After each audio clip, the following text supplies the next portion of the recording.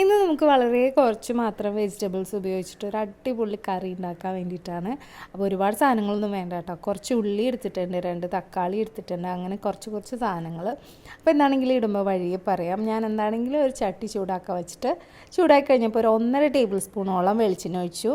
അതിലേക്ക് 1 table spoon മല്ലി ഇട്ടേക്കാണ് കേട്ടോ. ഒന്ന് വറുത്തെടുക്കണം, അതിന് വേണ്ടിയിട്ടാണ്. അപ്പോൾ അതിൻ്റെ കൂടെ ഒരു 5-6 വറ്റൽമുളക്.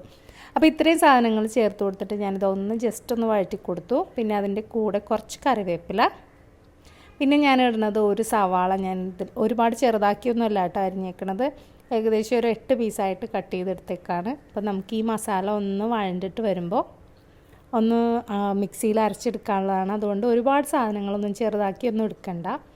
അപ്പോൾ സവാള പാതി വഴണ്ട് കഴിഞ്ഞപ്പോൾ ഞാനൊരു തക്കാളിയും കൂടെ ചെറുതായിട്ട് മുറിച്ചിട്ടിട്ടുണ്ട് കേട്ടോ. പിന്നെ ഇതൊന്ന് വഴണ്ടിട്ട് വരട്ടെ. അപ്പോൾ ഇപ്പോൾ ഏകദേശം റെഡി ആയിട്ടുണ്ട്. ഇനി നമുക്കിതൊന്ന് മാറ്റി വയ്ക്കാം കേട്ടോ. മാറ്റി ഒന്ന് ചൂടൊക്കെ മാറിക്കഴിയുമ്പോൾ നമ്മുടെ മിക്സിയുടെ ജാറിലേക്ക് ഇതൊന്ന് മാറ്റി വയ്ക്കാം. അതവിടെ ഇരിക്കട്ടെ. അപ്പോൾ നമുക്ക് ആ സെയിം ചട്ടിയിൽ തന്നെ കുറച്ചുകൂടെ വെളിച്ചെണ്ണ ഞാൻ ഒഴിച്ചിട്ടുണ്ട്, ഏകദേശം ഒരു 1.5 ടേബിൾ സ്പൂണും കൂടെ. അതിലേക്ക് ഒരു ടീസ്പൂണോളം കടുകിട്ട് പൊട്ടിച്ചെടുക്കുകയാണ്. പിന്നെ ഒരു 1/4 ടീസ്പൂൺ ഉലുവ. പിന്നെ ഞാൻ ഇതിലേക്ക് ചേർക്കാൻ പോണത് ഒരു വറ്റൽമുളക് ചെറുതായിട്ട് കട്ട് ചെയ്തതാണ്. പിന്നെ കുറച്ച് കറിവേപ്പില കൂടി, പിന്നെ ഒരു 8-9 അല്ലി വെളുത്തുള്ളി എടുത്തിട്ടുണ്ട്.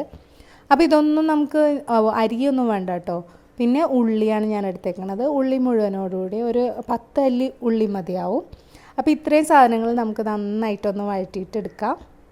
അപ്പോൾ ഉള്ളിയൊക്കെ ഒരുവിധം നന്നായിട്ട് വഴണ്ടിട്ട് വന്നപ്പോൾ ഞാനവിടെ 2 ചെറിയ തക്കാളി ആട്ടോ എടുത്തത്. ഇതുപോലെ ചെറുതായിട്ട് അരിഞ്ഞെടുത്തേക്കാണ്. അപ്പോൾ അത് വേഗം വഴണ്ടിട്ട് കിട്ടാൻ വേണ്ടിയിട്ടാണ് ഞാൻ അങ്ങനെ ചെയ്തത്. അപ്പോൾ നിങ്ങളുടെ ഇഷ്ടം പോലെ ചെയ്യുക. അപ്പോൾ ഈ ഒരു സമയത്ത് നേരത്തെ നമ്മൾ റെഡിയാക്കി വെച്ച ആ ഒരു മസാലക്കൂട്ട് നമുക്ക് മിക്സിയിലൊന്ന് അരച്ചെടുത്തൊക്കെ വയ്ക്കാം. അപ്പോൾ ഈ സമയത്ത് നമ്മളിട്ട തക്കാളിയും ഉള്ളിയൊക്കെ നന്നായിട്ട് വഴണ്ടിട്ട് വന്നിട്ടുണ്ട്. അപ്പോൾ നമുക്കതിലേക്ക് ആ ഒരു അരച്ച മസാലക്കൂട്ട് ഇതിലേക്ക് ചേർത്ത് കൊടുക്കാം. അപ്പോൾ ചേർത്ത് കൊടുത്തിട്ട് നന്നായിട്ടൊന്ന് മിക്സ് ചെയ്യുക. വേറൊന്നുമല്ല, അതിൻ്റെ ആ വെള്ളം ഒഴിച്ചരക്കണമെന്നുണ്ടെങ്കിൽ വെള്ളം ഒഴിച്ചരക്കാം. അപ്പോൾ വെള്ളമൊക്കെ ഒന്ന് ജസ്റ്റ് ഒന്ന് വറ്റി വരുമ്പോൾ നമുക്കിതിലേക്ക് പൊടികളിടാം. അപ്പോൾ പൊടികൾ ഒരുപാട് സാധനങ്ങളൊന്നും ഇല്ല കേട്ടോ. ഒരു 1/4 ടീസ്പൂണോളം മഞ്ഞൾപ്പൊടി, പിന്നെ ഞാൻ ഇടുന്നത് കുറച്ച് സാമ്പാർ പൊടി കേട്ടോ. അപ്പോൾ സാമ്പാർ പൊടി ഏകദേശം ഒരു ടേബിൾ സ്പൂണും പിന്നെ ഒരിത്തിരി കൂടെ ഞാനിട്ടു, ഒരു 1/4 ടേബിൾ സ്പൂണോളം. അപ്പോൾ ഒരുപാടൊന്നും ഇട്ടിട്ടില്ല. അപ്പോൾ ഇത്ര ഇട്ട് കൊടുത്തിട്ട് നമുക്ക് നന്നായിട്ടൊന്ന് മിക്സ് ചെയ്ത് കൊടുക്കാം. അപ്പോൾ സാമ്പാർ പൊടി മാത്രം മതി നമുക്ക് ഈ ഒരു കറി ഉണ്ടാക്കാൻ വേണ്ടിയിട്ട്. അപ്പോൾ ജസ്റ്റ് ഞാനിതെല്ലാം ആ ഇട്ട പൊടിയുടെ ആ ഒരു റോസ് സ്മെല്ലൊക്കെ ഒന്ന് മാറാൻ വേണ്ടിയിട്ട് സാമ്പാർ പൊടി ഇട്ട് നന്നായിട്ടൊന്ന് മിക്സ് ചെയ്ത് കൊടുത്തേക്കാണ്. പിന്നെ ഞാനിതിലേക്ക് ചേർക്കുന്നത് ഒരു നെല്ലിക്ക വലുപ്പത്തിൽ ഞാൻ കുറച്ച് പുളി വെള്ളത്തിലിട്ടിട്ടുണ്ടായിരുന്നു. അപ്പോൾ പുളിയും കൂടെ ഇതിലേക്ക് പിഴിഞ്ഞൊഴിക്കുകയാണ് കേട്ടോ.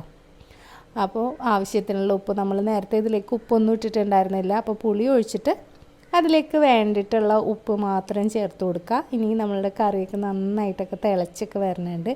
ഈ ഒരു സമയത്ത് നമ്മൾക്കൊരല്പം പഞ്ചസാര ചേർത്ത് കൊടുക്കാം. വേറെ ഒന്നിനുമല്ല, നമ്മളുടെ ആ ഒരു ടേസ്റ്റ് ബാലൻസ് ചെയ്യാൻ വേണ്ടിയിട്ടാണ്.